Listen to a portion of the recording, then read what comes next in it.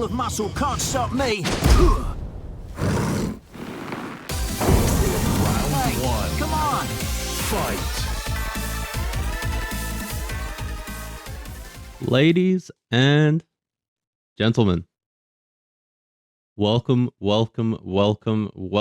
to the latest episode of the SWINDLER Tekken 8 podcast featuring yours truly, Poultry.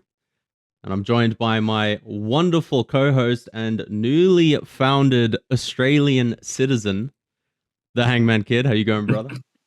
I am good. And yes, as of this Wednesday, I am an Australian citizen. Insane, and, dude. Welcome again to the Swindler podcast. This is another very exciting guest today. And as usual, this is our vehicle to get Majin Obama on the podcast one day. One day. It's coming. It's coming. It's in the works. We're doing some behind the scenes shenanigans.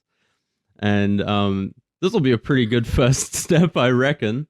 Because we wanted to welcome on someone who's done quite a lot for the scene, both in and out of Tekken, for the wider fighting game community, as well as just people interested tentatively on the outskirts of fighting games, and even just artistically has done quite a lot in terms of really upping the ante when it comes to the quality of video storytelling that you can find online these days. And we're going to give them a little intro in just a moment. But we do have some events that we quickly wanted to kick things off with. So starting things off, coming up this weekend, Hangman, what have we got? Yep, so here in Victoria, Melbourne, today we have, this weekend, Saturday, 14th of June, 10 a.m. to 5:30 p.m. We have the BFG Casual at Kensington again, as per usual, all day $10. I think we have Spike from Western Australia coming to visit us.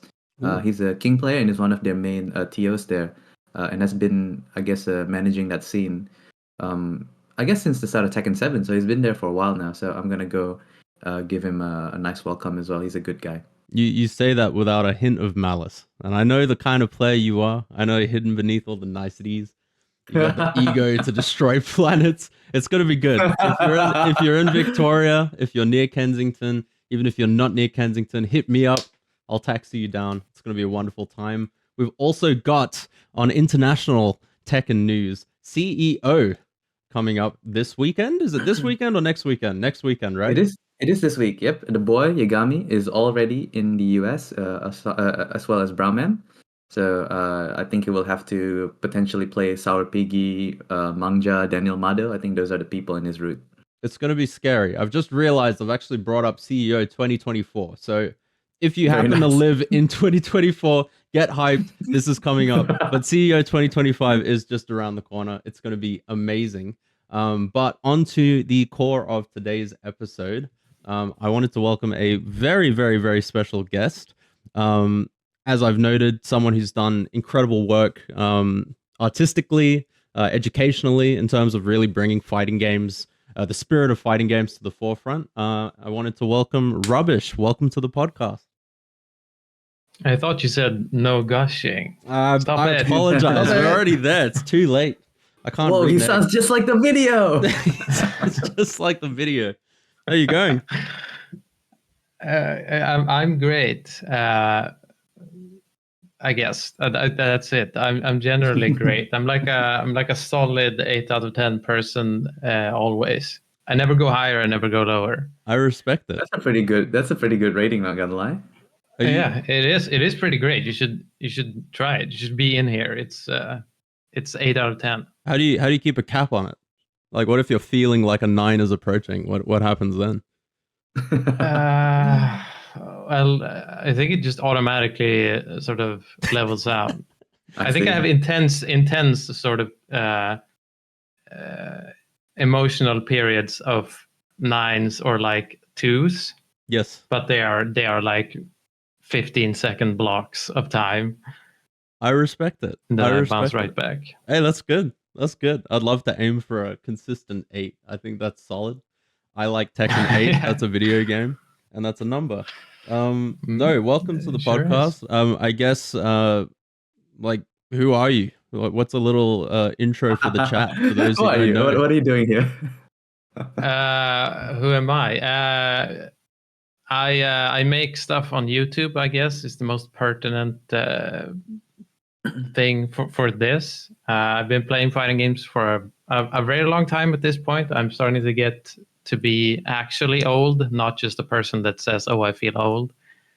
And I've, at this point, I think, played fighting games for the majority of my life.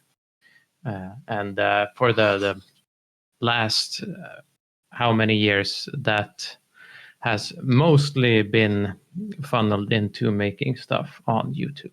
Yeah, fair enough. Fair enough.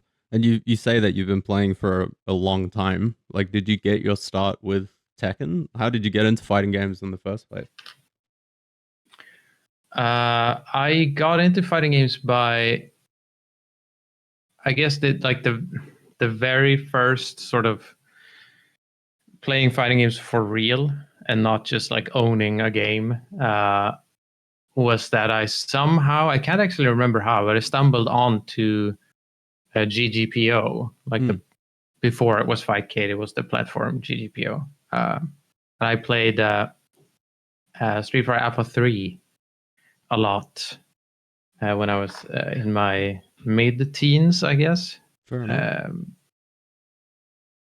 So that's sort of where I got into it, and that sort of funneled into being very close to the big resurgence with Street Fighter 4. Mm-hmm. And then it just turned out that my city randomly had like a pretty active, relatively strong Tekken scene. So it's sort of just naturally. How did you get to meet your local and your community for the first time? I played Third Strike as well online over GGPO as well, and Cyrox, who I've now featured as being a whack combo user, Swedish Tekken player Cyrox. He is also like, he's like a super OG, and he's at least was one of Sweden's and like Europe's stronger Third Strike players for quite some time. Mm-hmm. Plays Yoon though, so you know, It is what it is. All of them not do. cool. But all of them does, you know? But yeah, we stumbled upon each other on GGPO. He kicked the shit out of me, and somehow it just got brought up that he was living in Umeå, where I live, and he had at that time also started playing Tekken because he hated Street Fighter 4 so much. Fair enough. Fair enough. That's one way to get into it, I suppose. You did mention something about him having whack combos. This was something that you brought up in your latest video. But what's the story there?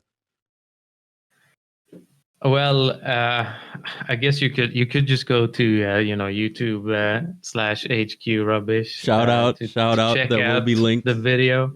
But I guess like he being such at that time like almost legendary in every Swedish scene. He had played Guilty Gear, and he was like this Third Strike vet, and he got really good at Tekken really quickly. And he just decided to go to Korea to play at the basically like the turnaround point to Tag 2 from VR. And when he came back, he just had the shittest, ugliest fucking combos you can imagine. It's like taking consistency to the umph degree. Like, yeah. I think if that combo had ever whiffed, like if the one he did had ever whiffed, he would have just started doing like jab, down one. Real launch, jab, bound, jab. It's done. I respect it, man. In the name of consistency. I don't respect it. Well, this was something about you, I suppose. This was probably one of the things that put you on the map a little bit, at least for other Tekken players. I don't know if it's still up or still around, but I remember there was a video that you put out about Akuma back in Tekken 7. I know you've put out a few videos about his combos and his tech and stuff like that. Have you always been drawn to characters that have an execution component and tend to be a bit more flashy and a bit more expressive? Not really. Okay. I'm trying to think if there's like a through point to the character choices. I picked Akuma because I knew that no one in Sweden was going to play him. Okay. I just knew that the scene was like, fuck that character. You know, they were not psyched about Akuma, to say the least. So I was like, well, someone should play this character. And my, I guess at this point, like longest sparring partner and one of Sweden's best players, Hughes, plays Ling. Was like, yeah, dude, we'll be like the idiot alliance. I'll rock Ling, you'll rock Akuma. Like, I love it, dude.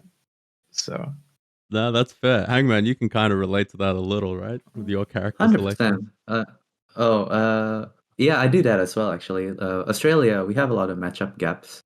Not a lot of character specialists at a really, really top level around here as well. So I've gotten to the habit of like picking characters no one plays.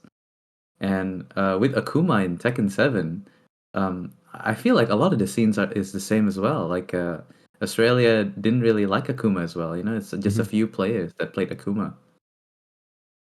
And it makes sense too. Like, given the actual difficulty of the character too, I think that was probably it was stated enough, but I don't think people really understood. For sure, it took a long time for Akuma to also be really represented in tournaments. Not really until the Pakistanis came to the scene, I would say. You had Super Akuma, right? Who was doing a lot of work with Akuma for quite a period of time. And then before Super Akuma, you didn't really have anybody, I thought. We went along. Korea had a couple of very strong Akuma players. I'd say Unja, I think his name is. I don't know. Korean is always hard for me to like, is that how you say it? Or is that just how it's spelled? Yeah. But he never went to any tournaments, as far as I know. Basically only grinded it out at arcades. But that dude is like to me, is like the first super solid Akuma player. Before that, you had like Chanel and just like randomly doing hurricane kicks and laughing about it, and like Punko and the whole Evo debacle and stuff like that. Well, this player that you're talking about, who mostly just played at arcade, then. So how did you hear about them? Was this through like Green Arcade VODs or through your friend who went to Korea? Yeah, he just showed up. I was super active, like contrary to basically every other character channel on Tekken Saibatsu, the Akuma channel was super active and like super invested in like figuring out how the character worked. Interesting. Lots of stuff, like tons of stuff, setups and shit from Akuma comes from that character channel on the Discord. Like the Key Charge Demon thing that Ricksta did on the E-League. That's from Tekken Saibatsu. Yeah. All the like weird like red fireball push box things where you get guaranteed demons are also from there. Basically all the corner traps that are consistent are also from that channel. So jeez. I didn't know. That's actually crazy. And when you say the Akuma, are you meaning the Tekken Zaibatsu channel? Like the single scrolling block of text was just super active. Yeah, we didn't have a Discord or anything. We were just like, fuck it. We're like 8 people in total. Let's just stick here. And if anyone shows up, we can be like, no, don't leave. Yeah. Come on. Indoctrinating one person a year. That's awesome. Yeah. That's so sweet. Yeah, I actually ran the Kazumi Mishima Discord for a while, because I'm a fucking dork, and I do miss it. I miss being super hyperactive in these character specific Discord channels and servers and shit, and losing technology every 3 seconds and someone having to ask someone else to find it again. Oh, dude, do you have that set up? Can you find it for me again? That's actually really dope that a character as complex as Akuma was basically being figured out in a single scrolling block of text. That's pretty cool, honestly. That's pretty cool. That's dope.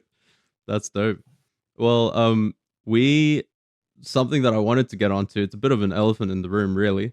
Um, you've obviously been doing YouTube for a little while now, and going all the way back, the first video that I found on your channel is actually a systems guide for a JoJo's Bizarre Adventure game. Just to kind of flex your, I guess, birth of fighting game repertoire. Um, why that video, I suppose? And is that your start? Had you been making stuff prior to that? No, I think that's the first thing. I'm trying to like think back. This is a while ago. No, that was the first thing I ever uploaded, and it actually it like hit pretty hard. Yeah.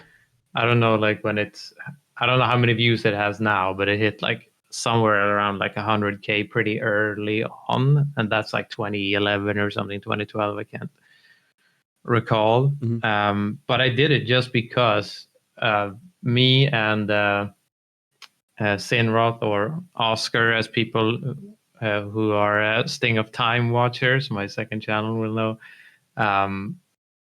We just grinded that game a ton. Yeah. Back in the day, super cool game, super duper execution heavy game. Jeez. Yep. Lots of buttons to press, but it was having like a re-release on I say modern consoles, but that was like 360, I guess. So we were like, well, there are very few resources for this. Yeah, I can do this. So I did. And that was the start. I mean, you said that it was having a re-release. When did the game actually come out? Do you know? It's like very close to Third Strike or like Second Impact. It's like 98, 90, 99.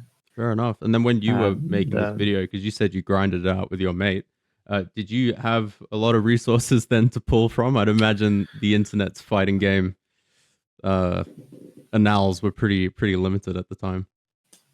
There were stuff for sure.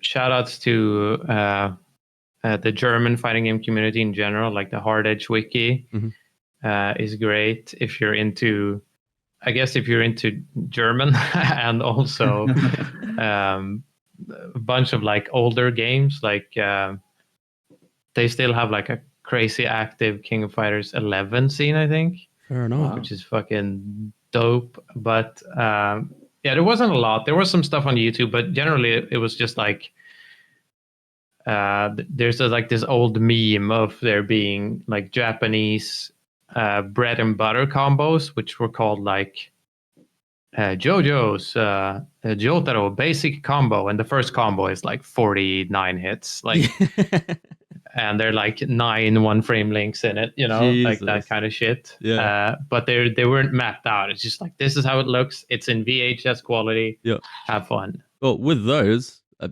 I don't know how much footage you would have scoured around the time, but were combos like that B&Bs when you'd watch these players play? Were they actually hitting this kind of shit regularly?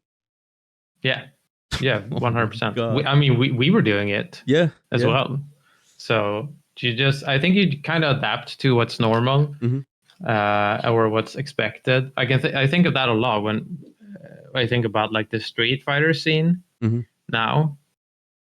And they're like looking back at Street Fighter 4 and like, well, no one was doing this. Like, no one was doing multiple one-frame links. I guess there are 2-frame links technically in Street Fighter 4, but no one was doing that in combos. But everyone was doing it. I think you just get used to it. Yeah, well, I mean, it's funny you should say that on like what's expected and also what the game is willing to throw in your face and tell you to just learn. I had a pretty formative experience venturing out of my comfort zone, which is Tekken. Trying out Street Fighter 4 with a good friend from the scene, Rainbow Drop. And we got really, really drunk one night and made the cataclysmic decision to attempt Street Fighter 4 combo trials. And I don't think it should have been nearly as bad as it was. But essentially what happened was we picked some random character. I couldn't even tell you who. And like the fourth trial, if I recall correctly, was medium punch, medium punch. And we probably tried that shit. We were plastered, but we probably tried that shit for a straight 30 minutes, and then we just turned the console off. Because I don't think it was just the fact that it was a 2-hit combo, but like the fact that that's only 4 on a list of like 30, and there's a whole game in front of us, a whole universe to explore.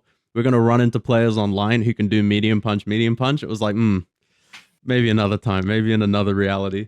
And it is funny to look back on it, and then also to see the kinds of other games that exist, like you diving into JoJo's, and I'm sure there's a litany of ridiculous combos you've pulled off and all sorts of other fighting games. I tried getting into Blaze Blue's Central Fiction like many years ago. This is when I was first getting into fighting games. And once again, getting filtered super hard by combo trials, going online, looking for BNBs for S. She's like this short chick with a massive sword, and getting filtered hard, dude. I was struggling, and these are the BNBs, and it would say on screen everything. There was no voiceovers. It's just a combo, and then it's a bunch of inputs and air dashes and this, that, and the other, and how much damage it does. And it'll say, here's your easy BNB. And it's taking me like an hour to land it once. So I respect it, because these JoJo's combos look way more insane than anything I saw in that game. And that's a big difference between, I think, 2D games and, I guess, maybe Tekken specifically. It's just so much of the execution is in buttons, is button timings, and that isn't really historically that true for Tekken, I think. But I mean, like, I think it just, people who are like super invested in competing will just do the stuff they need to do to win. And then people who are getting into fighting games will look at people who are really good at something, and they'll try to look like that. Yeah. I think that sort of, it just funnels people into, after a period of time, just knowing how to do these things. And I think you lose it as quickly as you gain it. I was playing BR the other day with some old Tekken heads here, and one of the people I was playing with, God, what is his actual like player nickname? It's Gons. I keep forgetting. Like, I've known this person for 15 years, but I just say his name. Like, what the fuck? Like, what's a Gons? This guy I just met last week. But he's a Dragunov player, and he's been a Dragunov player since Tekken 6. And he is now not good at while running because of Tekken 8. Yep. Oh my god, all of us are, man. It's crazy. Real. That is so real. It's so lenient now. But yeah, it's interesting what you say. It's fun when you get to watch it in real time. Because in Tekken 7, I play a lot of Kazumi, and then I played a lot of Steve. And the big bad for Steve in Tekken 7 after they nerfed his counter hit down for 2 was the Shuro combo. And I picked it up relatively easily and relatively quickly for how early into playing fighting games I think I was. And it was funny seeing how many people for like most of T7 would talk about this combo like it's some mythical thing. Like, people aren't going to staple that. The only guy who could staple it was Shuro himself, and yada, yada, yada, yada. And you've played Akuma, so you've actually seen difficulty. I think a big aspect of the difficulty of that particular combo was just the knowledge involved. Wasn't necessarily a lot of crazy execution, more just, do you know how all of these stances interact with each other? And the more you play the character in general, the better your execution at that combo gets, because it's stuff like instant while standing 1. It's stuff like going into flicker quickly and then canceling out. So things that actually improve how you play the character more generally directly improve your ability to do this combo. And eventually it became so rote that it wasn't special. It was just like, oh, okay, yeah, there's another intermediate player who's got the Shuro combo down pat. Which I guess would be a question, because Akuma was always a big question mark for I think pretty much anyone that wasn't playing the character. How difficult was Akuma to optimize and like do all of the really hardcore shit that like very few players were doing? I think the level of execution needed it did wane with time. Mhm.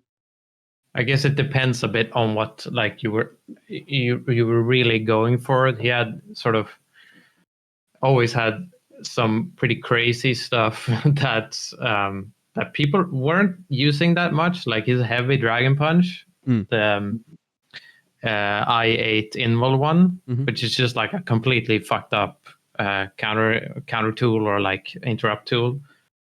You can pretty easily hit confirm that with meter into, well, you cancel it, or you can't hit confirm if you're gonna cancel it, but you can hit confirm into launch or keep your plus frames. And that is technically like a 1 frame dash and stuff like that. But when the character launched, he was way more difficult. Right. Because not only did you need to do these like 1 to 2 frame leniency dash stuff, but his back one, the combo starter, it didn't really work. Like on some characters, you had to hit a 1 frame link to tailspin after getting your 1 frame link to actually start the combo. Jesus. And they kind of made that that got turned from like one of the most impactful things in any matchup. Like Yoshi was completely fucked, or you almost never got to launch him even if you hit the dash cancels. But then every character just became the most lenient version of that. And then he got the EX Tatsu, which is just like, okay, it's slightly less damage, but if you're punishing something, you don't really care. If you do, you need 70 damage. Okay, you're just going to do the easy 70 damage instead of 82. So with time, he became less stringent combo-wise, for sure. Yeah, fair enough. Yeah, and I guess even in instances where things didn't necessarily change, I think that's what was the interesting thing watching people talk about Shiro. I don't think they ever made any changes to his move properties that affected that particular combo. So it worked the same way it did even before when down forward 2 counter hit used to be a very easy pickup. The core difficult part of the combo, if you were doing Shiro specifically, was there since the beginning. And it was literally just players trying it. People actually spending the time to really grind it out and lab it. And you move over to a game like Tekken 8, where things are just way more lenient. You go and do a screw. This was actually a big shock horror moment for me. I tried to get my little brother into Tekken back in Tekken 7. And he really liked playing Eddie. And he got decent.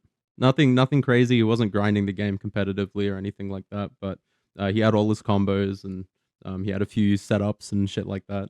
And I remember going back to Tekken 7 relatively recently, within like Tekken 8's life cycle. And the difference between a Tekken 8 tornado and a Tekken 7 screw is such a big deal on a character like Eddie, who doesn't have any moves that tornado with like a lot of recovery time. So you had to be pretty fucking strict. And my brother, he wasn't a fighting game player. Like he'd never played fighting games prior to Tekken 7. And he was hitting these combos reliably, and it wasn't necessarily anything flashy. But as you're saying, like you kind of adapt to whatever the environment is. If the game expects this of you, that's what you put out in the end. Yeah. And he's being reminded with every video that he watches, this is an Eddie bread and butter combo. Not necessarily frame tight, but it's way harder than anything that the character has to do now. And it's something as simple as doing a tornado and then hitting an ender. So it's definitely curious the way that things have changed. Yeah, I got like super reminded of just how big the difference with tornado is as well as compared to bind. You could sort of forget it almost because tag 2, because of tag assault, it sort of becomes everything goes kind of. still a bunch of difficult combos in that game and shit for Mhm. sure. But the bound state itself isn't super like prevalent in that game almost, because assault gives you a bounce. Right. But like if you play Tekken 6, like if you bind someone, it's not like you can do any move. You Yes. can't like bind with Paul and do a death fist. That Yeah. won't hit. So it progressively changes. I would say possibly for the worse. It's a bit hard. Like you guys are way more invested in Tekken 8 than I am. I don't play that game locally at all. But I would assume that, like people who have put a lot of time into almost anything competitive, it doesn't really matter too much, I would say, at the highest level, or like high level gameplay, that some stuff are, more consistent or easier. You can like personally have a stance on if you think that is good or not, but the best players in the world, they'll find stuff, micro decisions, micro stuff to do, the game is difficult. To win in Tekken 8 is difficult because, people are fucking good at Tekken. But I sort of, one of the moments that pull me from my 8 out of 10 living into the below reaches are that people are like, they completely gloss over the experience of people who are either beginners or intermediate players, and like, what does Tekken 8 do to that player? Because so much of the stuff that is like, I don't know, that actually constitutes the decisions and the mechanical inputs that high level players do is almost completely invisible compared to the things that they see and that they think are impactful.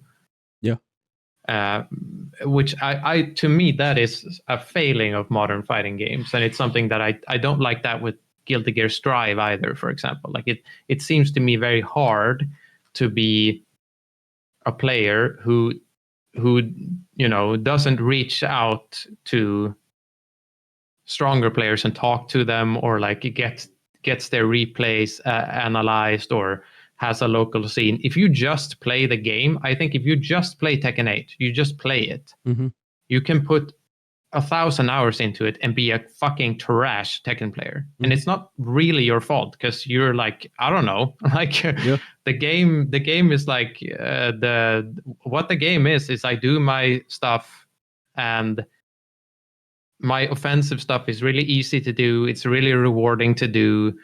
And sometimes they do their stuff and I lose. Like, that's sort of the impression I get.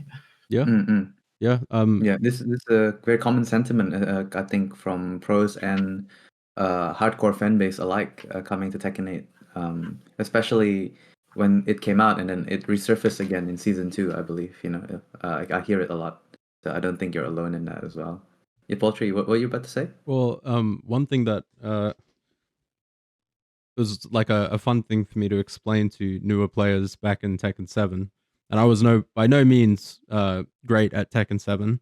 I just find that I learn a lot faster if I'm able to formulate whatever it is that I'm trying to learn into something I can package for someone else.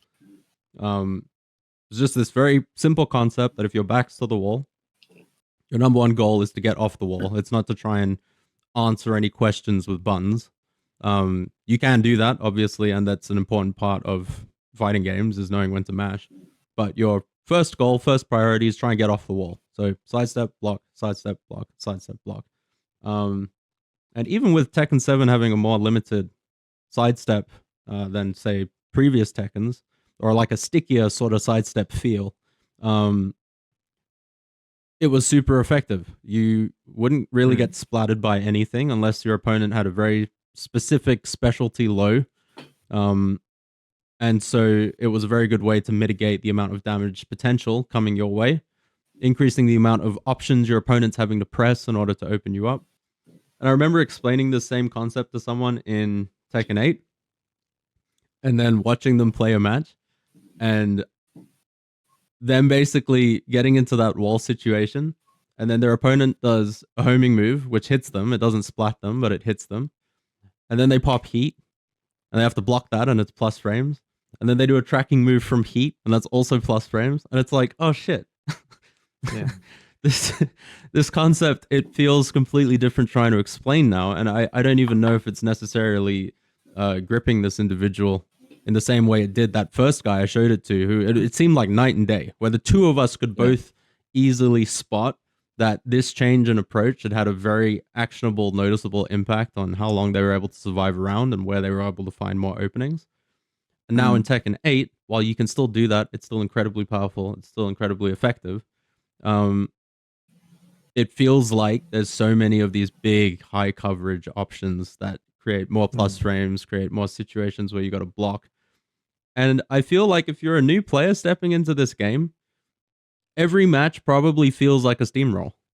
I don't feel like you probably get many of these nice toe-to-toe play like situations because your weaknesses are quite pronounced when you're starting off in any game. And the strengths of characters' kits in this game are so insane and require such little execution or such little awareness in a lot of spots because the moves all have killer range and killer tracking. It's I think it's kind of easy to, at least for me, to automatically just go like, well, like the fucking Aries thing, like Michael, look at the screen. Look like at the screen. That's Michael. that's like an easy critique, I think, of Tekken 8.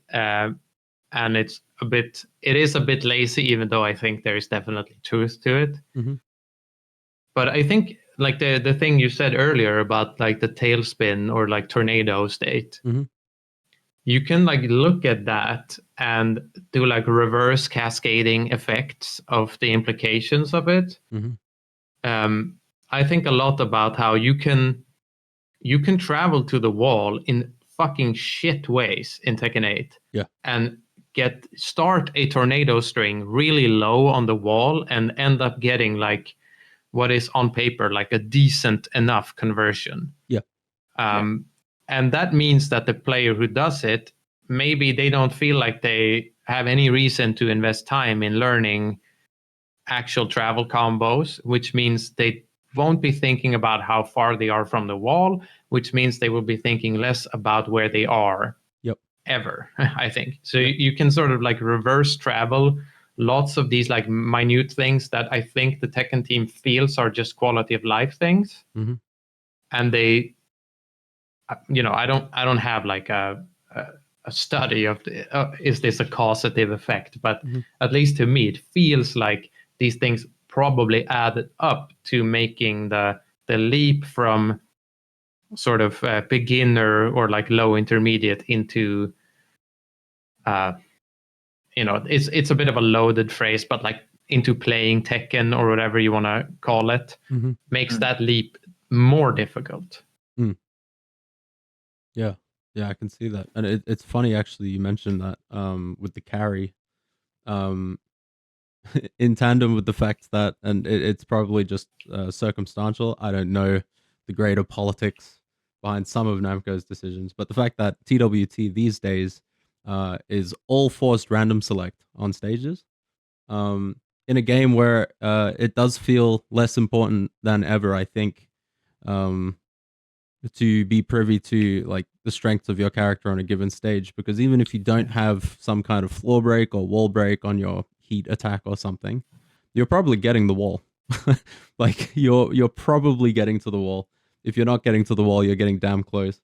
And I guess that the range of possible outcomes is like severely shrunk.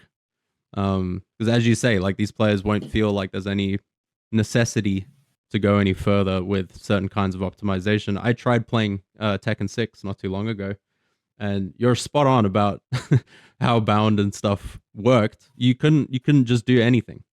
There are a lot of Steve combos I was checking out online that people were doing, and like cool specific conversions off of certain moves. And you had to try it. And oftentimes axis would really affect whether or not you could get something. Sometimes you just had to bite the bullet and just go, yeah, I'm just gonna take this weaker option just because the axis is so bad. It is what it is. It's part of the game. And that kind of stuff is way less frequently occurring now. Like it's not something that you really need to worry about paying close attention to in high level matches because everyone's getting the wall cleanly no matter what, right? Yeah. Yeah. That's obviously hyperbole a bit, A bit. but I agree with the sentiment. Yeah. So But yeah. No, go ahead. Oh yeah, sorry. To pivot a little bit, I've noticed that you are actually a connoisseur of fighting games, right? So myself and I guess a lot of people that I know, and I would probably think most Tekken players are just Tekken players. I've played Tekken now for maybe 6, 8 years. I don't even know anymore, and I've pretty much only played Tekken. And then we have people like Rainbow Drop and people like you as well. Like I'm starting to learn here that you actually really like fighting games in general, right? You played so many over the course of your time. Um, so you probably have a very different perspective of what fighting games is generally. Like a lot of people say, Tekken 8 right now is too many mix-ups, and then somebody from Street Fighter is like, that's nothing. So for you, and just for your own point of view, um, what are the qualities in a fighting game that you like and things that you don't like? This doesn't have to be objective, good or bad. Just what flows flows to your preference. For example, maybe you like combo challenges, like execution, things of that nature, or even how the game plays out. Mind games, how different characters need to be against each other, matchup spread. Those kinds of things. Gotcha. Well, to me, I'd say to begin with, I really don't care at all about balance, Mm-hmm. and I think that is a perspective I have just because I played so many games that have like actually ass balance, like you like played for the JoJo real. game. You know what I mean? Yeah. It's a Kusou game. Would you say? Yeah, I guess. It's like the things that are good in the game are pretty difficult, which sort of limits the amount someone can just sort of like pick it up and like just kill you. Yeah. But yeah, it's like a Marvel. Yeah, exactly. In its sort of like gameplay stylings. I think I'm pretty like I'd like to think that I can find the shit I like in tons of different gameplay stylings. Like Tekken, to me, when I started playing, like my favorite Tekken is probably still Tekken 6, and that is the game I started playing the game That's with. my So favorite Tekken too. I'm pretty colored by that. But I think that's like to me, a game that is a good mix of, you sort of have actionable offensive capabilities, but movement is still strong enough for me. Mm-hmm. I've talked about Tag 2 and how like I don't like how that game works out because it feels so stiff, almost like you're so. I feel like that game is like you're always scared shitless in that game. Yeah. It's just a constant like horror movie. Because if you do anything wrong, you're dead. You're fucking dead. Like it's over. And I played a ton versus fucking Ling teams in Tag 2. Fuck those teams. So it's like her Oki in that game is like you can't do anything. You cannot tag crash. You cannot stay down. You cannot get up. Like you're fucked in any direction. So to me, pace is very important. Like I like games that you can sit down and you can play like 40 games versus someone, and you can be like, damn, we just played a 6 set. I don't think you can do that in too many modern games because there's like cutscenes and interruptions and like. Yep. I don't know. That is very important to me.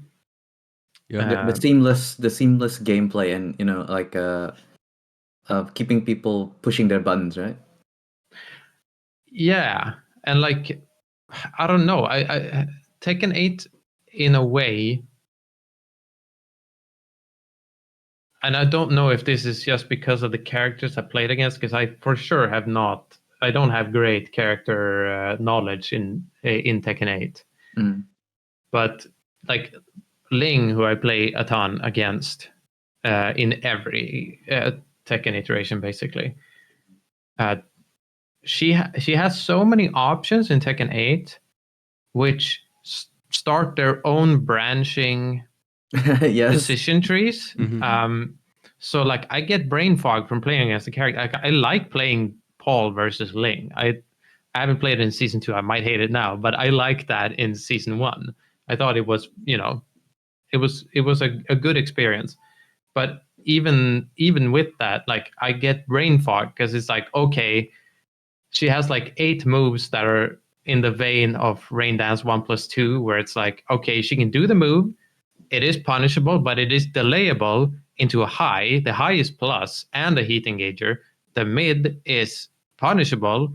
It's sort of semi-hit confirmable, and it gives a follow-up. And it's like the match just becomes like someone does Rain Dance 1+2, and then you just get like a stroke. Yeah, essentially. They just loop you, and it's a safe mid. It's highly rewarding, right? There's not much you can do there. Yeah. And I think that's one of the core identities, really, of Tekken 8. With really strong mids that are safe, super rewarding, sometimes plus on block, making a lot of situations really maybe overbearing is the right word, overbearing to defend against. I find that to be mostly true, even though they're trying to tone it down lately, but I feel like that's still very true. Yeah. So like that in combination with just like, like there's people are always going to do heat burst, people are always going to do heat smashes. If someone does a rage art versus me in Tekken 8 and it hits, I just feel like killing myself, because it's like, okay, when do I get to play the game again? When do I get to come on Yeah. I play against this guy Yagami quite a lot. He's like our king of Tekken Who's here in that? Australia. Who's that? Who's that random guy? And one of the frustrating feelings with this game, it's in both directions. Even when you're attacking the game, it's like it's goading you on. It's like, yeah, plus frames. Eat these lovely plus frames, plus frames.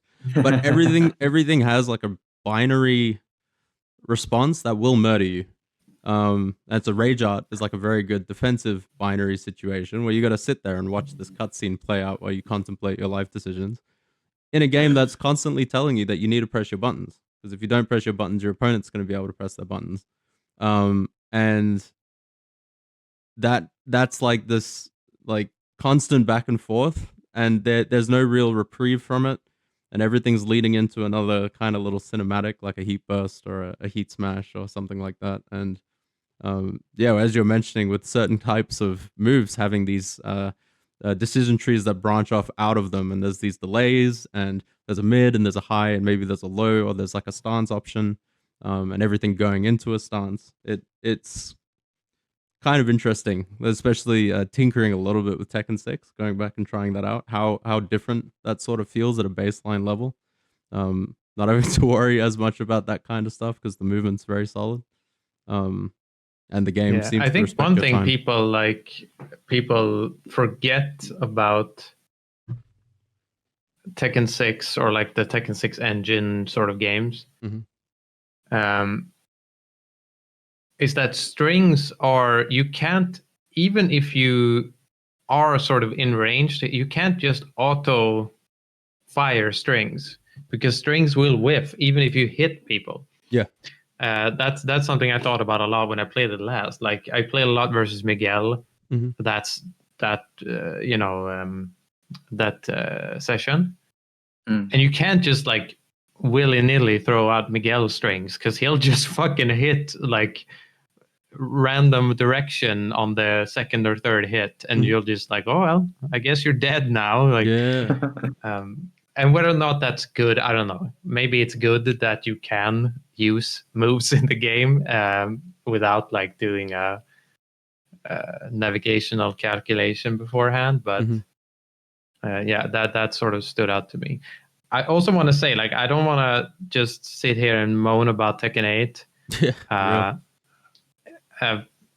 I understand that there's tons of people who maybe aren't super happy with season 2, like for sure, but they were way more positive about the game and liked it in season 1 than I did. Mhm. But I chose to not play it that much. I think that's a great option to do if you don't like Tekken 8. Let the people who like Tekken 8 like play it, and of course, like if you're super invested in your scene, like try to make Namco see the way you the problems you see about the game. But I don't want to be like a person who's like, Yeah, who's for man, fuck Tekken 8, you know, fuck like, Tekken 8 all day, you know. Yeah, yeah, that's real, and it's something that I guess shows out in what you get up to. These videos that you've been putting out recently. I say recently. I think there was like almost a year gap between your last two videos, but I know that you do a lot of collaborative work with Theory Fighter. Um, I'm just curious to know, how do you get started on a project like your latest video? And for those of you who don't know, Rubbish has just dropped this 40-minute behemoth of a video. I want to say this is probably my favorite Tekken video I've ever watched. No gushing allowed, but he's completely correct. He's completely thank you. Look, I Thank don't you know so much. if it's the best fighting game video ever, but some people even said that to me. It is actually bollocks. I don't know why you decided to make it in this way, but I appreciate it so much. Thanks. I just I wonder how did I even think of this? I think I just had the sort of thought that crops up in the beginning of that video, which is just like, why the fuck isn't anyone talking about 13 frame electrics? Like, come on. Mhm. That's the like, to me, that's such a thing. Like, if someone told me when I was, I don't know, 17 or something, like, dude, they gave Hihachi 13 frame electric, I'd be like, I'd be stoked. Yeah. Like, I don't even care that you can't like do anything with it. Mhm. I don't care. Like, that's baller, right? And to me, like, that sort of cascaded into just looking at Mishima playing as like as a subculture almost, you know. Mm. And you know, like, say what you will about like the main man. I'm not like the hugest fan, but like the people who watch main man are historically and are like, this guy is the coolest motherfucker ever. I'm gonna hit up ranked and just do electrics. Like, Yeah. that's a very different type of interacting with the game. Mhm. And oftentimes these things sort of obviously like do have overlap. These people, maybe they start this way and like Yeah. they whatever. Like, but I almost got the impression that this thing was like, does anyone give a fuck about this in Tekken 8? Because I was like, okay, I'll just read like Reddit and like Twitter and Tekken Saibatsu stuff, and you know, I literally came across some dude who was like, why did they give Devil Jin this shit? They should have buffed the low poke. And I was like, you are not him, dude. Yeah, like, who are you? Why are you playing this character? Like, Real. I'm imagining you typing that furiously. You are not him. yeah. Rubbish is typing, and then I just like, you know, like delete it, erase it when I pop back up to 8 out of 10 Yeah, true. in the True. mood. And you know, that was sort of the impetus of it, and I think the sort of correlation to skate culture Mhm.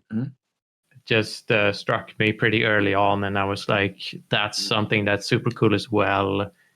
what's a fun thing I can learn to make, because I try to like try something new every single time these days when I make something. So I was like, well, I haven't done like something that looks like a retro cell shade type stuff. So like making it like Jet Set Radio stuff felt super. It just sort of like thematically connected very, very well. Yeah. I think I know it's just one aspect of it, but the fact that Kazuya in the lore is a sneakerhead, it felt like a really nice cherry on the cake. Watching the video, because I'm not particularly I was never I wasn't raised on Jet Set Radio or anything, but I appreciate it from afar. And it is actually insane how fitting the overlap is between aspect of skater culture and then you choosing to use Jet Set Radio as a big artistic inspiration for the video. Yeah, it worked out really nicely. I think so as well. So it's glad that we are in agreement. With when you're making something this big though, like at this point you've done it a fair few times. Do you have much of like a rubric or a structure to how you make your videos? Do you have like timelines and stuff? Because they seem to come out whenever you feel ready to put something out. So I'm sort of curious to know like what's the big overall structure in making these look like for you? Well, I just sit down and I do it, I guess. Like I don't know. I think because I didn't have any like success at all on YouTube for a very long time.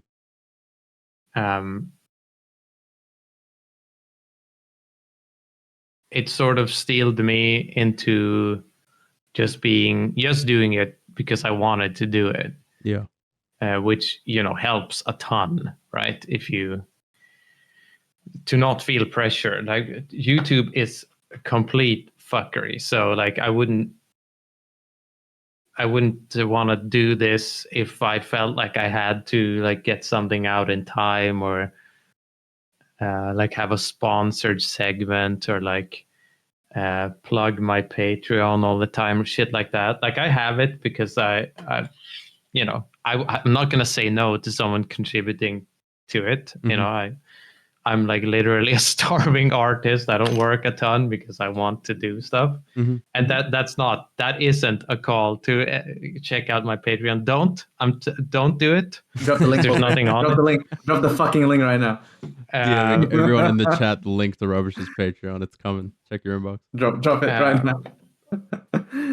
But I try to like often I just try to think like what would a fucking cool person do here? What is the play of a cool person? Because I want to be a person that just does that organically, but I just have to tell myself like, let's sit down and think about this. Like the shit you just had on the Twitch. Yes, let me bring that back up. Like the tag. That was just like, oh, there's a sale on spray cans. Like I have to do this now. Like that, like a rad person would do this, right? That's so sick. And thankfully, it turned out not completely shit. I'm not a graffiti artist. So like that's like the ethos, and I think having that as the ethos makes it way easier to just take my time. And sometimes things drop, and like the response for this video has been great. Like possibly the sickest reception I've had to anything I've made. Probably in part because it isn't at all accusatory. Like some of my stuff is often like a little bit like, come on, dude, what the fuck are you doing? Like, but this one is more like, this shit is it rules, dude. This shit is so sick. Yeah. But sometimes I drop something and it doesn't at all like really work out. Like I did this thing about like resources and time Mhm. in fighting games, where I just like, oh, I want to animate a character. I've never animated a character before, and it's like I don't know, like 40 minutes of a character animated, and like I did like a ton of research, and I did like a 3D model of like Pomona, California, a place I've never been, but like Evo Moment 37 happens in it's like California Polytechnic University or whatever it's called. I can't remember now. It's in Pomona.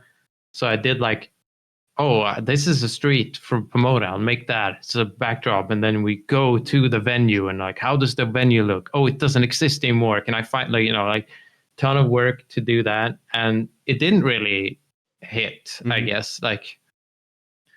But if you don't have any expectations that anything will do well, like that isn't the point, then it doesn't really matter. Yeah. I have a job. Yeah. Yeah, I respect that. And like some of the, I guess, the swings that you've taken over time as well. It's some of my favorite things that I've seen in content. Um, to use that haunted word. You did a video called "The Greatest Technique You've Never Heard of." Um, like I am true blue Tekken fan. That's it. I don't really venture out of Tekken. I've tried other fighting games, but I really love learning about other fighting games, especially from people who seem to really really love them the same way that I love something like Tekken. And I believe, if I'm not mistaken, it's been a while since I watched it. Um, you like fabricated an entire storyline and situation midway through the video to illustrate a point, and you clearly put in the effort to make it reasonable. And I think something that you've been pretty heavy on over the years is um, like quality of information. It's so easy to get lost in the source when you play a fighting game, and the community that you're dealing with are running off of Discord servers or like old forums that are barely held together and stuff. And so it's very easy for misinfo to kind of propagate and stuff. And you like create this whole storyline, and then kind of do a rug pull midway through the video. My mind was like, fuck. Okay, this is someone who is really dedicated to not only, I guess, just this philosophy of being very precise with your info, but like love for the game and like the artistry of storytelling, and not just conveying a point as, you know, like some kind of formula or anything. It's like, no, how can I tell this in the most compelling way possible, even if it means me adding potentially another 6, 7, 8 hours to the amount of time it's going to take for me to put this video out. And it's killer. It's killer. I really appreciate it. Yeah, that's. I guess it's great to hear. I'm Swedish, so I'm like terrible at hearing anyone say anything kind about anything ever. So Really? yeah, we don't really do that. That's too much. fair. But it is heartwarming to hear. I said in a very sincere voice. Hey, don't worry. The 8 out of 10 within you shone through. I heard it. I felt it. You said like you do art for on the side as well. Is that as your main job, or is that just something that you like to do? No, I don't. I do some freelance work, like the theory fighter stuff. If I don't, sometimes I'll just like the gin thing I did for theory fighter, that I just made that because I was like, I have this idea for a video. It seems to me to be a theory fighter video. Do you want it? And he was supposed to narrate it, but I had already just made the video. So he was like, why the fuck would I narrate it? It's done. So instead it just went up. But otherwise, like my work with him is he pays me for that. All that stuff. But, sometimes I'll illustrate a poster for an event, but it's like very low key. I work in the care sector. I am technically I have like a bachelor's in in art, and I have worked in freelance for a long time. But I just hate the idea of trying to sell someone something, Yeah. Yeah, I get it. I Yeah. get it. I get it. which is just like, well, then you can't really work with this full time. Mhm. So I just found something that was like, well, this is like ethically sound. Anything I do here is good. Mhm. Yeah. And then I work, like part-time, like 50% there, and then I have time to do whatever the fuck I want, and I don't have to feel bad about it ever, which is like amazing. That's good, and it's underrated, really. Mhm. It's really underrated, I reckon. Well, on that, Yeah, as a for sure. curiosity, I don't know if it was just an off the cuff comment, but you said ethically sound. Um, when it comes to the idea of, I guess, you trying to sell your art or make any kind of money off of it, is that something that you personally find or deem like unethical, or is it something you're just uncomfortable with? I guess I'm not against artists selling their art. Like that's fine. I don't want to do like a sponsored section in something. And if I felt like there were enough people that wanted it, someone could theoretically convince me to do like a merch store. Mm-hmm. Like I'm not against that on some sort of morals level. Yeah, yeah. No, I think it's great for our artists to live on their art, but it sort of goes back to that, like what does a rad fucking person do? Yeah. sort of thing. And I think a rad person doesn't sell you a VPN that doesn't do anything. That's perfectly Yeah.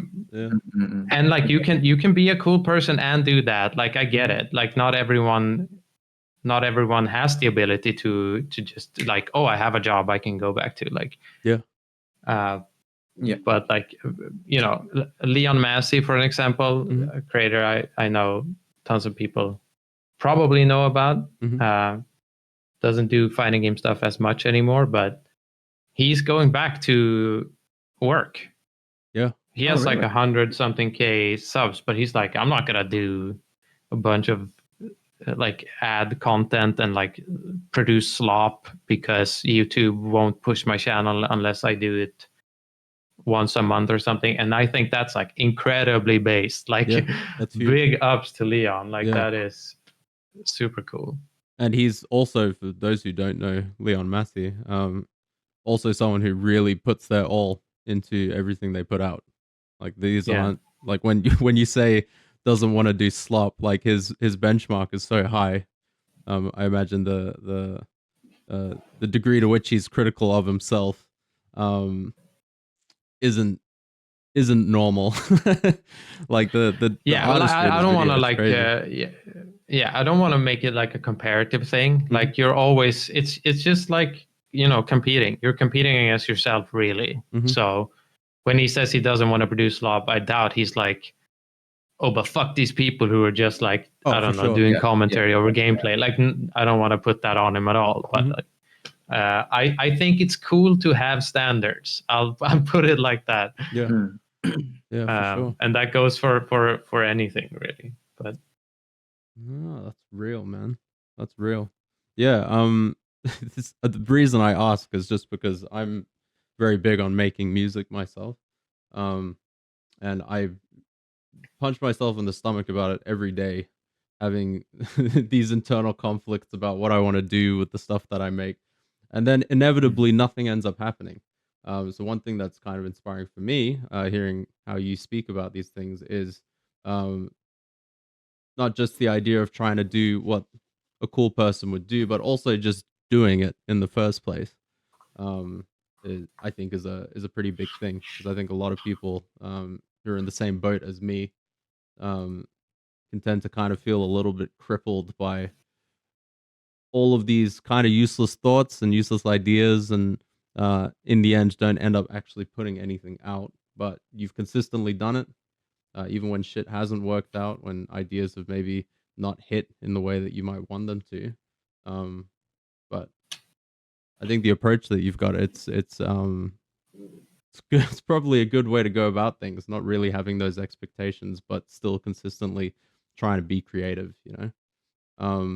And in your day to day, I suppose, then, are you pretty heavily involved or interested in other artistic stuff? You a big movie person? You like music?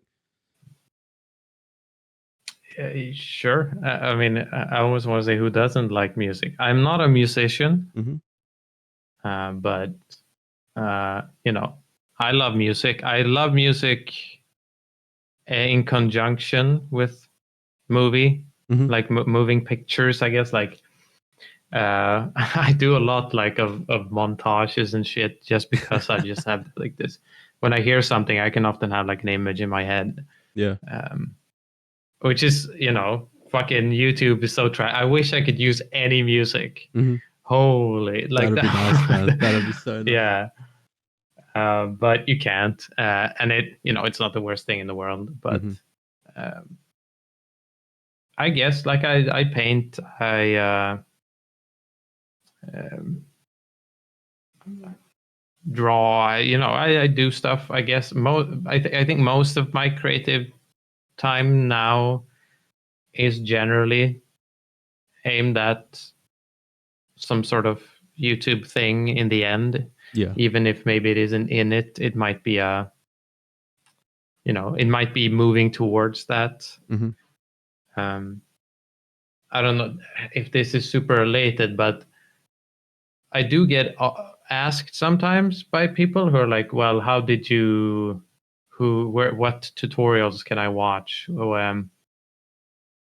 How did you, you know, do you have a background in schooling for this? And I don't. Yeah.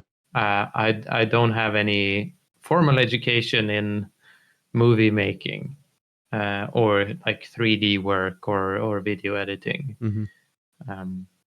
And I think you can kind of clearly see the scope narrowing quite a lot if you go backwards in time on the YouTube channel. Yeah. Which is, I think is fine. I think lots of the older stuff kind of holds up quite well anyway. But I'm a big proponent for people to just do stuff. Like, speaking of Leon, I talked to Leon the other day, and he was just like, he was showing something he had done in like Blender. He was like, "What do you think about this? What do you think about this pipeline to make a shader look this way?" And I was like, Leon, I don't even know what the fuck that button does. I've never clicked it. That's wild.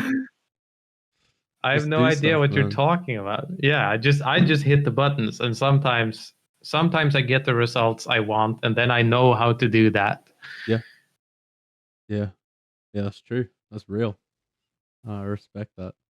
Just hit the buttons, man. Sometimes you just gotta hit buttons. Is this I guess this YouTube thing, is it something you've got any timeline on? I know some people who are very much like, oh yeah, I'm gonna do this for like X amount of years, I'm gonna move on to some other thing. Like it seems like you're brimming with ideas. So I'm curious to know, like, what's your like if you have one, like any kind of long-term vision, or if you're just enjoying the process. I think it's really like a project to project thing. I do have periods nowadays where I'm like super like depressed about, I guess, like the future of creating, mostly related to generative AI shit. Yeah.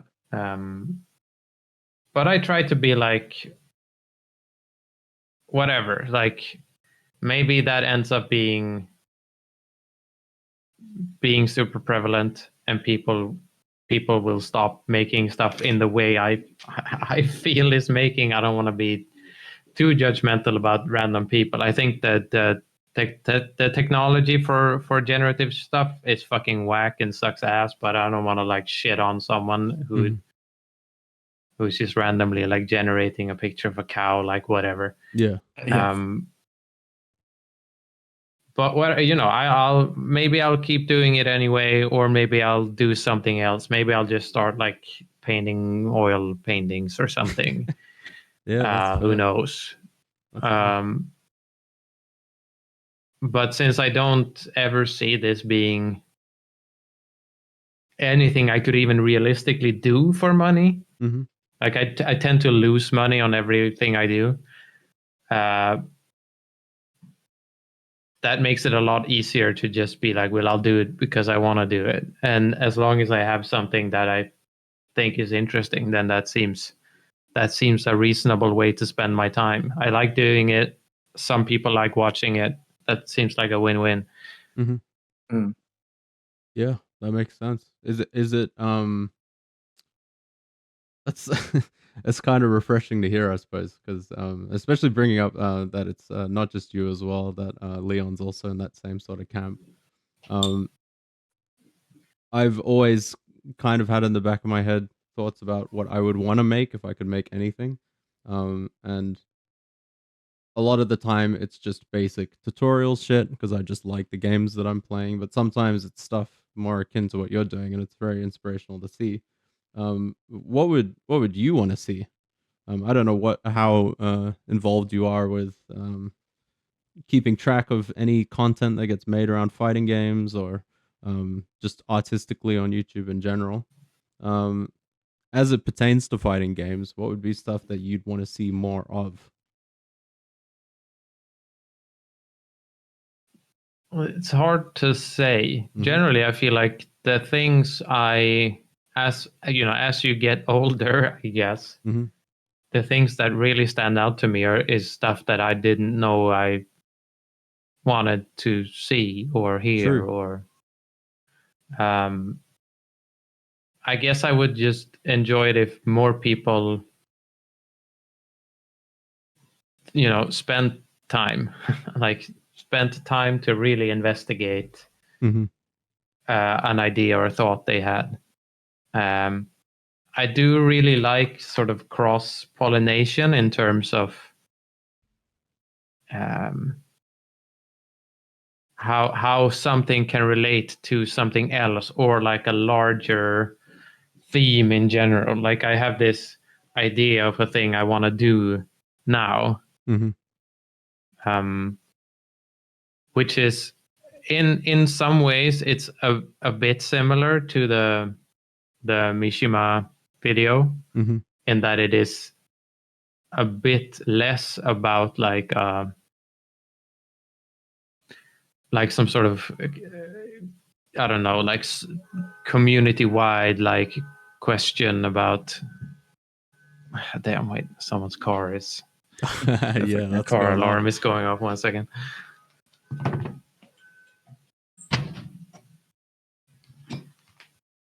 You can probably still hear that, but That's okay. let's see how long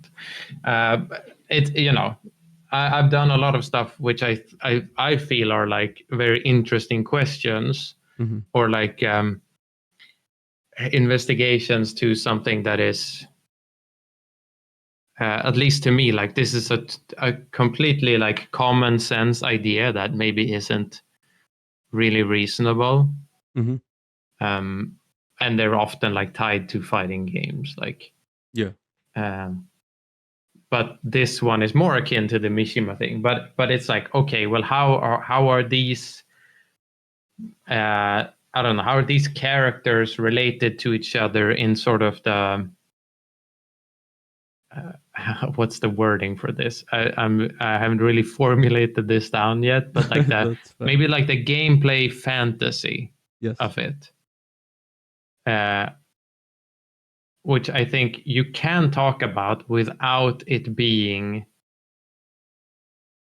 like completely wishy-washy. Like I'm not interested in just saying like, oh, when I play Kazuya, I feel like I'm a devil. Like what the fuck? Like that doesn't mean anything. But like I like, for an example, the idea that if you play a bad character in a fighting game, you can be like, you can almost feel like you're more righteous than the opponent, Yeah. because they have taken the Easy way the out. easy road. Yeah, exactly. And you're like taking the high road. And when you win, you're like, I didn't just win. Mhm. I'm like, I'm a good person and you're a bad person. Oh, like that sort of thing. Yeah. Mm-mm. I think is super interesting. And Yeah. you can that can very easily like pull in stuff from other genres. Like I play a lot of the Like a Dragon games. Hmm. And I think it's something that's super interesting in those games is that they have like a worldview which contains good violence and bad violence. Hmm. And bad violence is just like bad violence is sharp objects and guns, and good violence is a strong man who punches you really hard. And like Yeah. that's that it, simple as that. But that is sort of related to the idea of like there is a good fighting game, like a morally good fighting game player and a morally bad fighting game player, and they exist Hmm. in the same world, they inhabit the same space, and bad often wins versus good, and like that sort of thing. Yeah. I mean, it's really compelling if you've, because earlier you were mentioning things that might be like common sense truths that don't necessarily seem apparent to be the case until you actually interrogate the idea.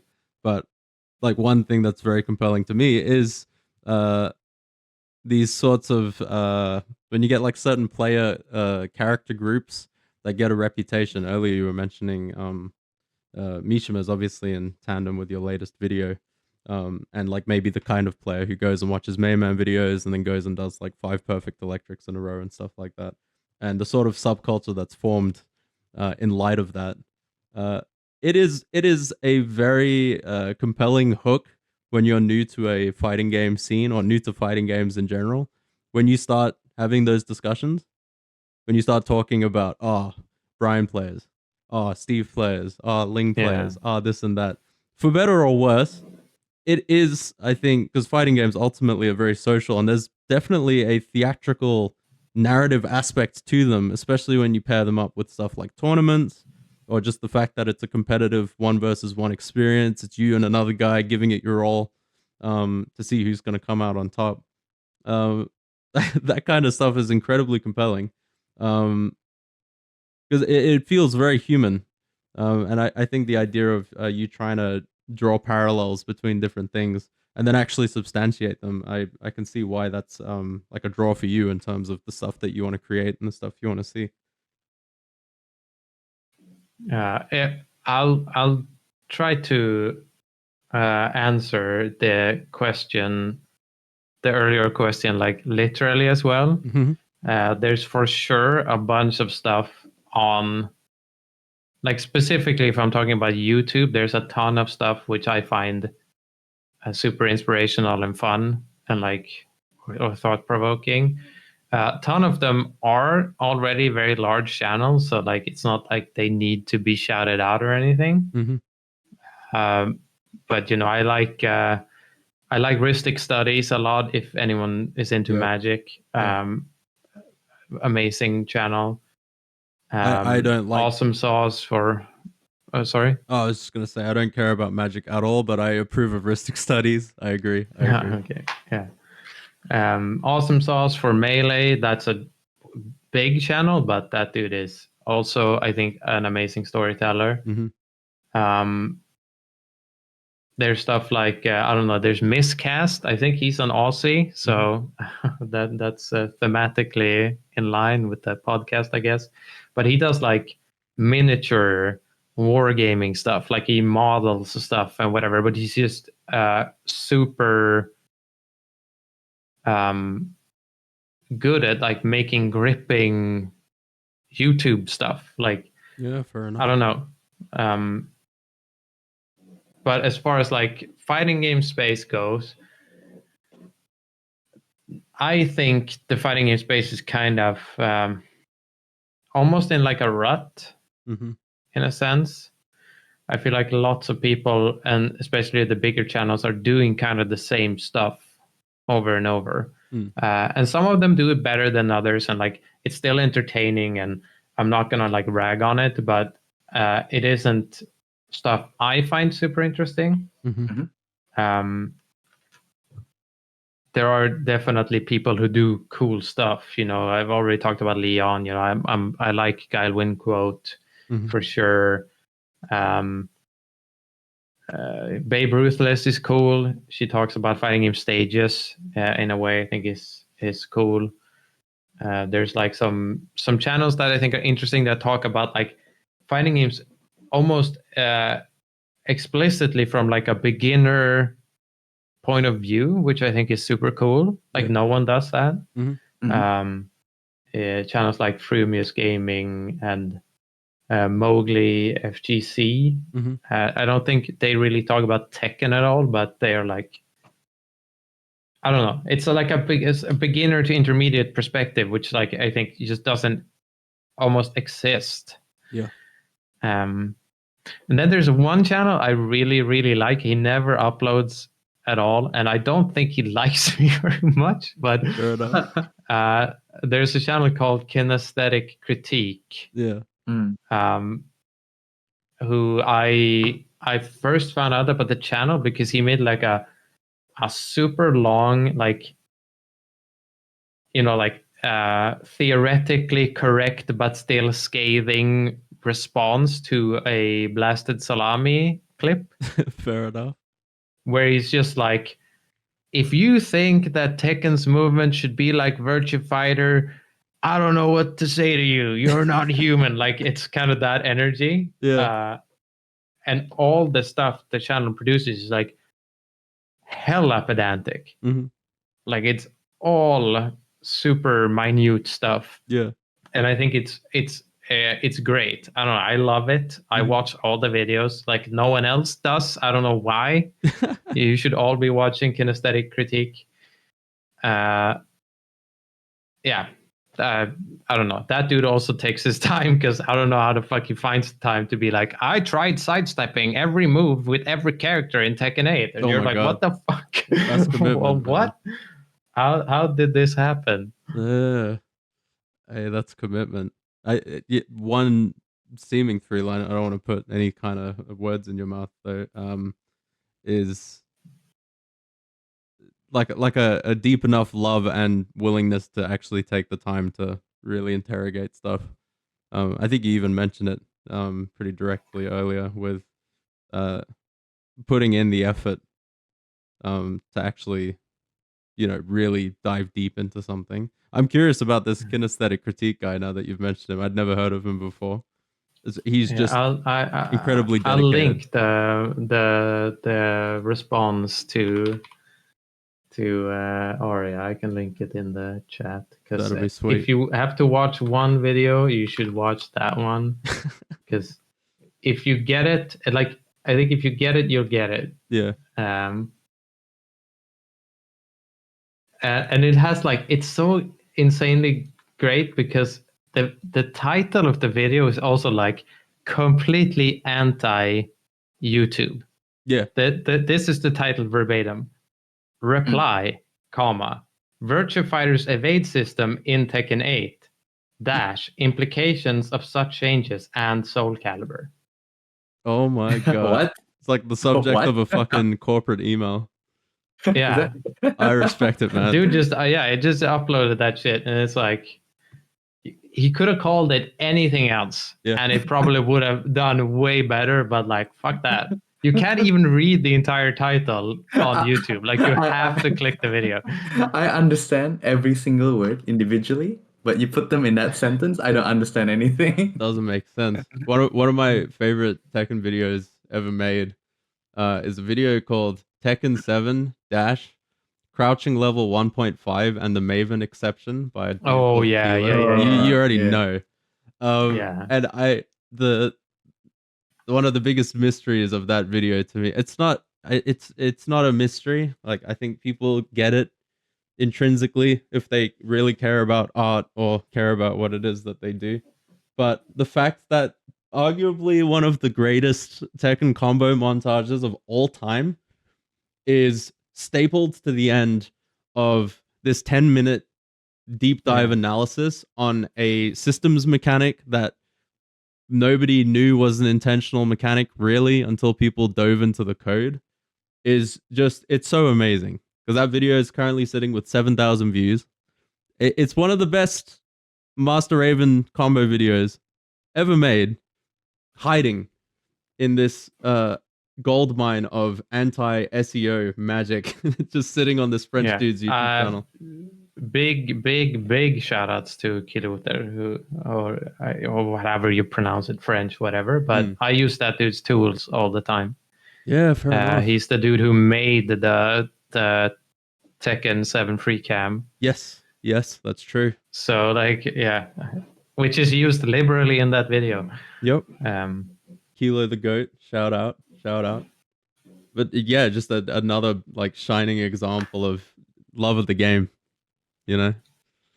For sure. Yeah. Well, Mr. Hangman, did you have anything else that you wanted to touch on before we sail this one out? Really just one question. I'm always curious about local scenes, I guess, and you've spoken a little bit about this in Sweden. How does the Tekken look like in Sweden, I guess? Because it's not really one of the European countries that we see a lot of players traveling around, you know, and I've seen some names from Sweden here and there. But you know, I don't think I know too much about the Sweden scene, especially Tekken-wise. What can you talk about that, I guess? Well, I'll have to preface this by saying that I'm not really that, you know, like I'm not really a part of the Tekken 8 scene in Sweden. There used to be, since like maybe like Tekken 6 to Tekken 7, Umeå, where I live, and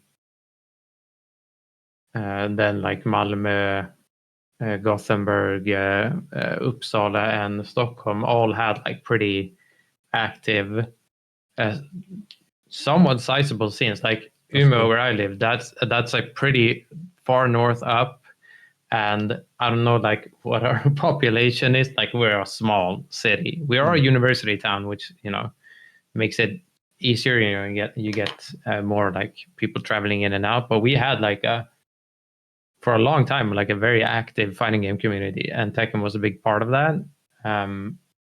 It sort of died down at the midpoint of Tekken 7.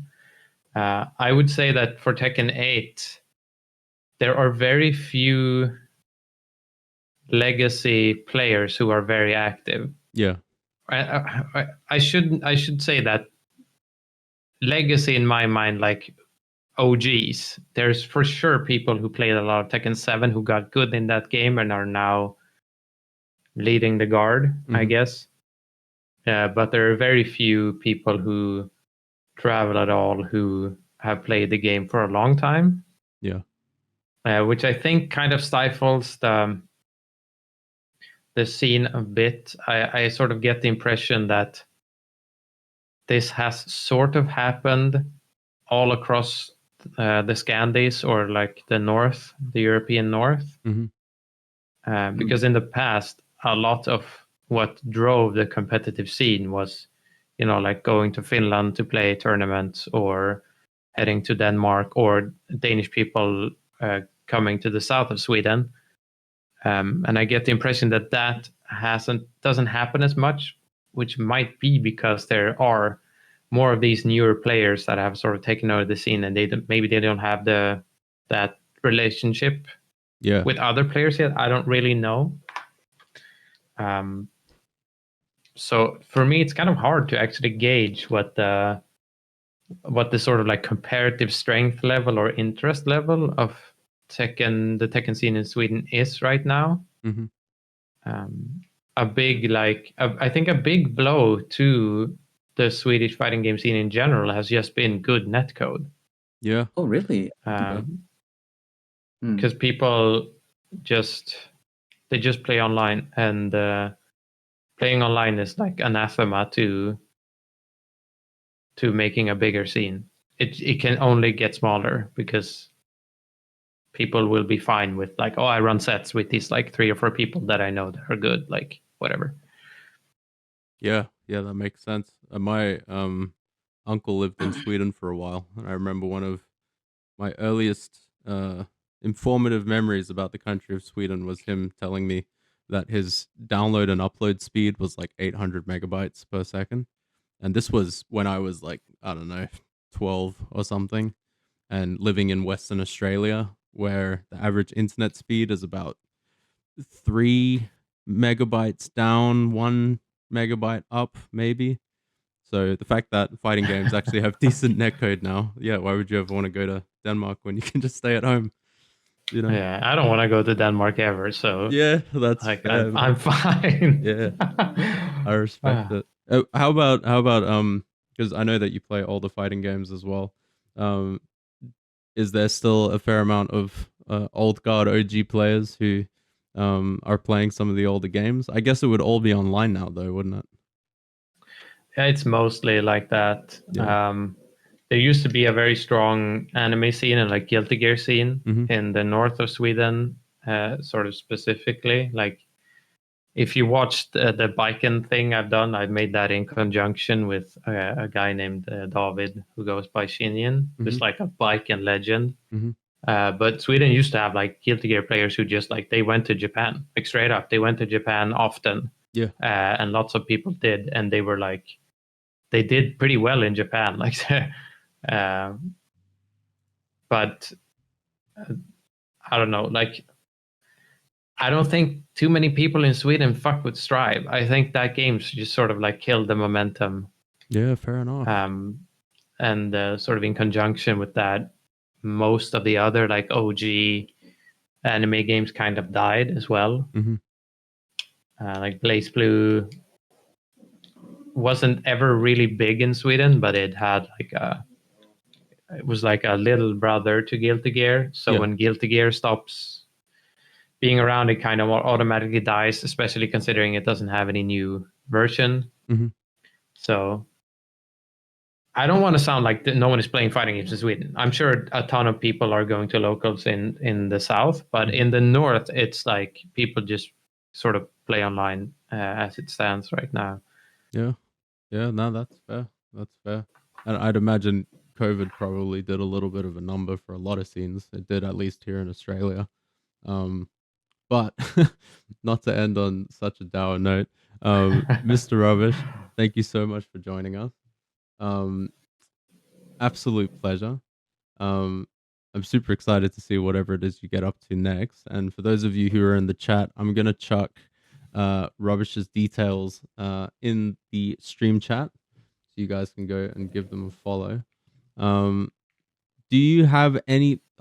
Do you have anything that's coming up that you're willing to give us a sneak peek on, or any kind of spoilers on? I know you mentioned that you're working on something that's going to be combining the idea of characters and, you know, what kind of primordial response that evokes in the player, be it righteousness or otherwise.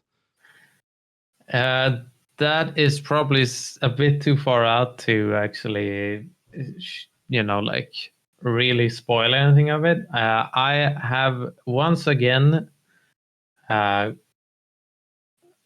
picked up this, like, I produced an entire game show. Oh, what? Which I was supposed to make last year, but the only scheduled time I could have it with the competitors, I guess, I don't know, like the three people that were gonna join in. I got sick, so had to cancel it. And I've been debating, like, maybe I'll just fucking not do this. But it's like, I have all the things. I have like an intro. I have like all the animations for it. Like, so I'm gonna try and get that going. I still have to fill the third seat for the game show for the people who will be participating. But that shouldn't be too far off. And we'll see. Maybe it's a fucking train wreck, or maybe it rules. I have no idea. That's actually dope. You heard it here first. The Rubbish Game Show. I'm super excited to see whatever that is. That sounds dope. That sounds sweet. It's unfortunate that you already gave it a crack and then you were ill. How long ago was that? I think there is a post about it on my channel. I think Yeah, you can fair scroll enough. it if Fair enough. sometime last year. There you go. Well, it's It on was the way. called the Gatekeeper. Um, Okay. Well, that's something to look forward to. I'm Whatever. definitely keen. Yeah, I'm scrolling through now, and it'll show up. I'm just seeing your Scorpion King fucking viewing episodes. Yeah. I respect it. I respect it so much. Thank you so much for joining us, Rubbish. Oh, thank you for having me. Thank you for all the kind words, both here and in chat. I've read them, but I have abstained from responding to not derail any conversation. Classic Swedish. I respect it. I'll be mad. No, thank you so much. And for those of you in the chat, we will be posting this one up on the YouTube, so you guys can listen to it later if you didn't manage to catch all of it. Rubbish, been an absolute honor. And hopefully we'll catch you on here again in the future. I think that'll be fantastic. And for the rest of you, toodles. Have a wonderful evening. Likewise. See you.